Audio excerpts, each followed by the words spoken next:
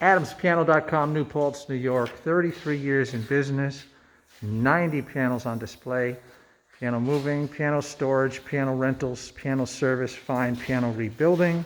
Today we are privileged to have in the store the internationally renowned bass player, Jay Anderson. You can take the mask off if you wish, Mr. Anderson.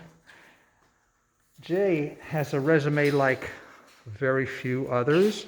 He's played with the likes of Michael Brecker, Carmen McRae, the wonderful singer, Woody Herman, Red Rodney and Ira Sullivan, David Bowie, Warren Bernhardt, another local gentleman, Jim McNeely, fine jazz pianist, Celine Dion, you all know, the beat poet Allen Ginsberg, Maria Schneider, and his website is jayandersonbass.com. Welcome, Jay. Thank you, Adam. So nice to be here. Thanks for inviting me. Let's start with your CDs. What do we have here, and what's most current, and what would you like to say about each of these? Well, this is my last CD. It's called Deep. Your last CD, that's kind of dramatic. I'm sure you'll do more in the future. Oh, yeah. Yeah, that's a little severe. Yeah, A little humor. my most recent CD. Yes, sir. And I'm basically a sideman as a general rule, so I've only done 3 on my own. Okay. And this is with the brilliant pianist Gary Versace, Yes. who is currently up in Rochester. This gentleman, Enrique Hanini, is very interesting. He plays piano and drums and an amazing composer. And these both came out a couple months ago. This group, band, was a cooperative with myself and Seamus Blake, and great saxophone player, and Oz Noy, an innovative guitarist, and my good friend, and as he likes to say, partner in crime, or a partner in rhythm or something. He has some little saying, Adam Nussbaum. Great drummer. Great drummer, and we've had the pleasure of playing together with Brecker and Eliane Elias and Joe Sample, and really many. I've probably played on more stuff with Adam than anyone. And this here is a new release by Maria Schneider. And I mean, you get it just for the packaging alone. It's incredible.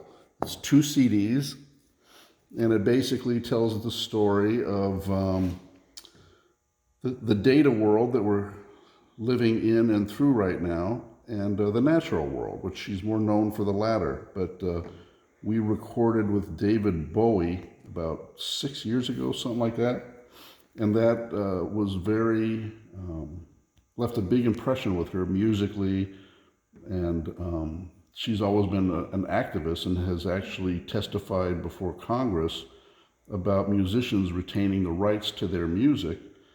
And so she's very serious about that. So this side kind of refers to that world, and this is the natural world. And there's 2 CDs, and each CD is unique to those 2 themes. And it's really epic and incredible. It's a band of, I think, 20 people, something like that, and all of New York's top musicians, and it's very special. So these are all great. That's wonderful. To digress for a moment, perhaps, you're a big name in the jazz world. Was it intimidating or exciting meeting David Bowie, and what kind of a person did you find him to be? Well, it's funny, he became a fan of Maria Schneider's writing and of that band. And evidently he had come to our gigs for years, and somebody would say, oh, David Bowie was here. And he was, God bless him, he was a master of getting in and out. Basically, he could be sitting next to you and you would never know he was there. So he loved Maria's music, wanted to collaborate with her. He wrote a song, she orchestrated it, we played it. We never played live. We did have a few rehearsals where I think 4 or 5 of us in the band with Maria got together and workshopped the tune. And he was actually an incredible person to work with because of his greatness and all that, of course, but he was such a respectful, nice person that it kind of blew me away. We did our first rehearsal, and I had driven up here from New Paltz into Manhattan, and we hit a lot of traffic. And I'm not a guy that shows up late to stuff, much less a rehearsal with David Bowie, but I was running a little late, and I pulled up to the rehearsal studio in Midtown, and I saw a white limo out front. I said, okay, that's probably his ride, you know. And I had my bass, and I opened the front door, and there was Bowie, and I guess it was like his personal assistant getting on the elevator. And he told his assistant to go open the door. And I walked in, and he said, "Hi, Jay, how are you?" You know, the fact that he knew my name. Now, I don't think, you know, she probably had a clipboard and said, "Okay, that's the bass player, Jay." Whatever it was, he was just so lovely, and the rehearsals were great, and the recording process was great, and Maria's music, it was a new course for her also, so she was a little intimidated by it, and she was worried about it, and at one point at the recording session, she expressed her anxiety and, you know, thinking it was not going well, and his quote was something to the effect of, "Maria, this isn't a plane crash. Everybody walks away," you know. So the fact that it wasn't too precious and keeping the situation perspective, it was a great experience in every way. He does come off that way, very professional and Yeah. polite Yeah. and warm in interviews. And very briefly, I imagine you got to meet Celine Dion as well. I did not. Ah. I've played on some records of people that your audience probably knows, maybe not the records, but actually the Celine Dion record was the record of the year at the Grammys maybe 15 years ago. And I played on one song on that record. Oh, Never met the woman. I played on a Shaka Khan record. I played on every cut of that record. Never met her. There's a few things like that, you know, where you come in and it's before the fact or after the fact. So I haven't met some of those artists. I see. What's going on with gigs, if anything? Well, I think as everybody you're talking to, not a whole lot right now.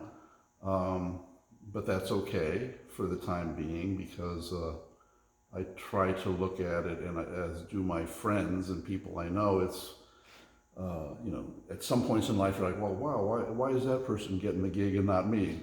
At this point, that's not a consideration, you know, so nobody's working, and it's a drag, but hopefully we'll all get through it, and, you know, I retain some optimism, and I'm trying to be busy. I do have a studio at home, so I'm doing some projects where I'm recording my part and we're passing it around to different people. That's great. And yeah, so still remaining somewhat busy, but not performing live.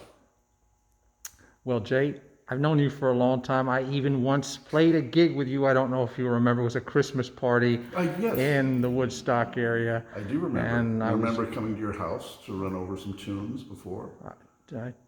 Excellent. What a memory the gentleman has. Ladies and gentlemen, Jay Anderson. Information can be found on jayandersonbass.com, his website. And best of luck in the future. I'm sure you will make your own luck because you play so beautifully. Thank you, Adam. Thanks for having me. AdamsPiano.com, 845-978-2235.